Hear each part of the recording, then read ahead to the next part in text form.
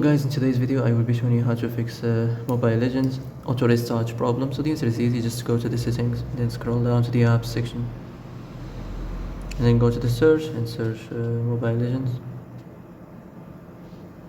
and then go to the storage, and here you will find this clear cache option. Click on it. Now you can go check it if it works, and if it didn't, you can try to restart your phone or turn the Wi-Fi off and on, or the Bluetooth or the airplane mode. Also, you can try to clear data, but be careful. If you clear data, all these applications data will be deleted. This includes all files, the settings, the accounts, the databases, etc. So be careful if you want to clear your data.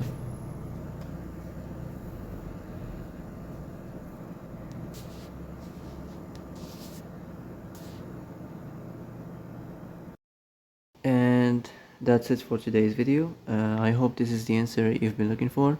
If you like this video, don't forget to like and subscribe, and see you in the next video. Thanks for watching.